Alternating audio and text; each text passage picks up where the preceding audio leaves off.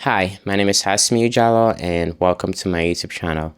Alright, so for the past weeks, I've been reflecting on my experience as someone who has a stutter, both the positives and the negatives. And I've also been meditating on the current world affairs, from the war happening in Palestine, Beirut, to the Marcellus William case, even to the attempted murder of this little girl.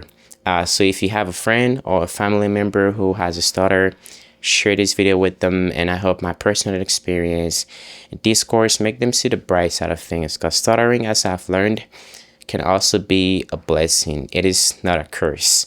As a college student, sometimes I can't really focus but think about the news, all the horrible things happening in Palestine.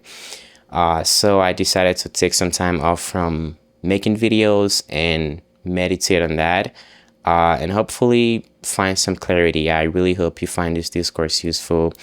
And as someone who has a stutter, I really hope my experience can make you see the bright side of things, as I've said. Enjoy the discourse. All right, so growing up as a kid, I have been fortunate enough and I've had the privilege to live in 3 different countries, and I've spent at least 3 years in each of those countries: Liberia, Sierra Leone, and of course, the United States. I have great parents who have been supportive and are still supportive of me in whatever rational thing that I decide to do. Parents who, when they found out that I have a YouTube channel, instead of saying or making any reference to my stutter, they were happy to see me putting myself out there and getting comfortable speaking not only to my family, but to people. They were really happy to see me putting myself out there speaking to people without shying away from what I intend to say. I am truly grateful for that. But I mentioned I've lived in 3 different countries, and that means I've traveled quite a bit. And with traveling comes leaving family, friends, old schools, and all surrounding behinds. And you also have to adapt to your new surroundings. You have to make new friends. You have to get and you have to get enrolled in the new school, and you also have to adapt. Sometimes the language barrier can heavily impact your experience, but luckily I was raised by people who spoke the same language as I did before. I was raised by people from different backgrounds, people from different cultures, people with different beliefs, different view on the world.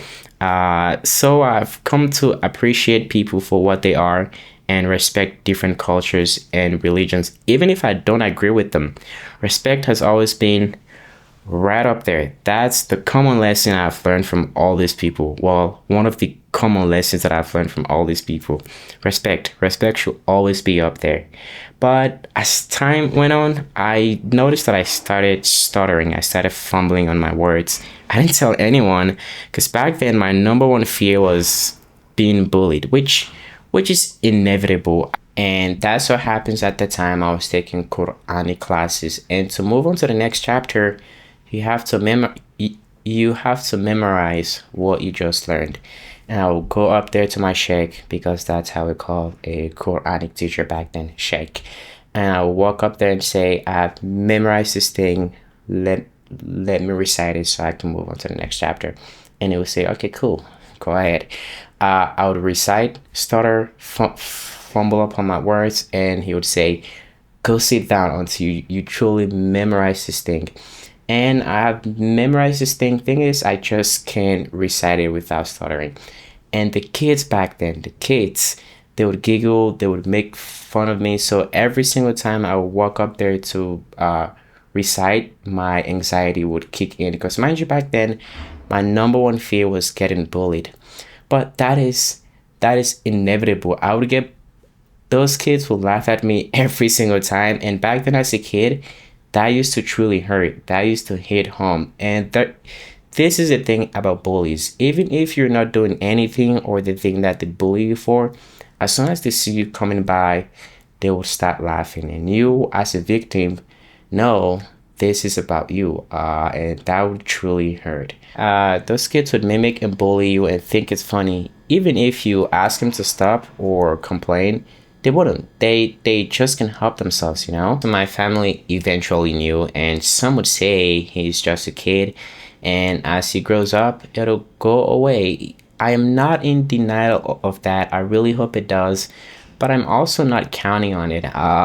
As I've grown up, I've come to realize that this is something natural and I can't really control it. And one of the hardest things about this is speaking on the phone, going through drive-throughs, making an appointment, buying something. And if you don't speak at all, people would think you don't want to be friends with them or you don't want to mingle with them. But trust me, it is not. It is just that you struggle to speak. And I really get it because I too have a stutter. So the thing that I've noticed is that, I mean, I am not out there searching, but things that I've seen and watched is that finding someone that actually loves you just for you can actually be hard. So if you have a stutter or any form of disability and you have someone that loves you and stands up for you, trust me, you've got it good. So cherish that person that you've got. Now, despite having all these bad experiences as a kid who has a stutter, the more I grow up and read books from different philosophies, different cultures, and different religions, the more I get closer to the belief that stuttering, at least for me, is a blessing. There are certain things, not so great things, things that I can engage in because I'd be so bad at them. There are certain things I can say. Sometimes I wanted to say some wild stuff, the words that wouldn't be able to take back, but I'm grateful I didn't say them because of my stutter. So thanks, stutter. And I think this is also a great way for you to practice the cliche. If you have absolutely nothing nice to say, don't speak at all.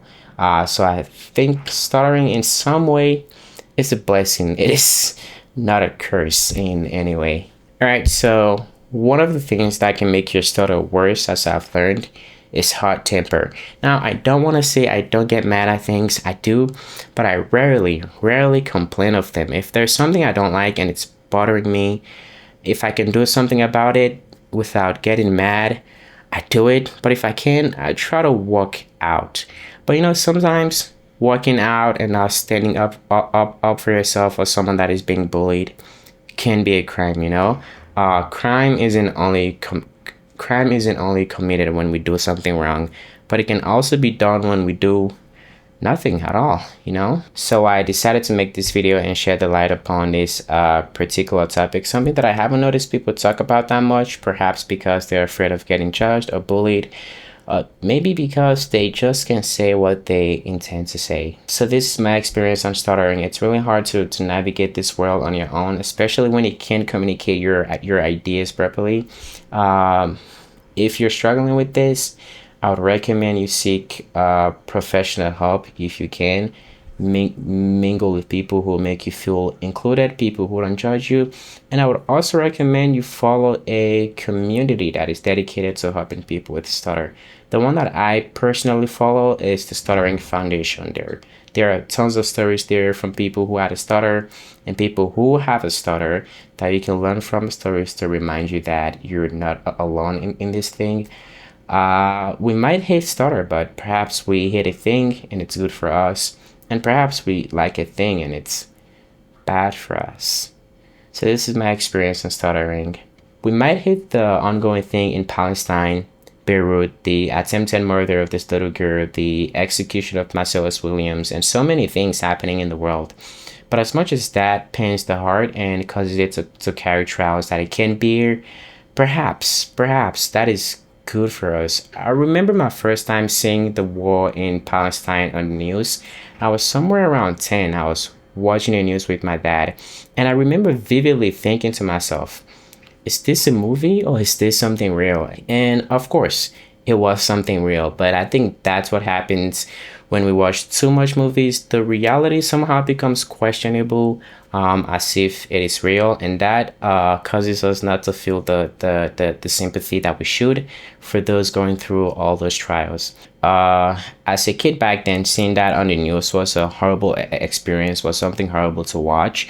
Now imagine all those teens, all those 10-year-olds, all those 5-year-olds, all those babies being born and dying into war, all those pregnant women, all those all those older people who can fend for themselves, all those nursing moms, all those bearing their parents and child into the war. And now imagine gathering the remains of a loved one that was caught in a strike. I wouldn't wish that on anyone, and you shouldn't wish that on anyone, even if it's someone that you don't agree with.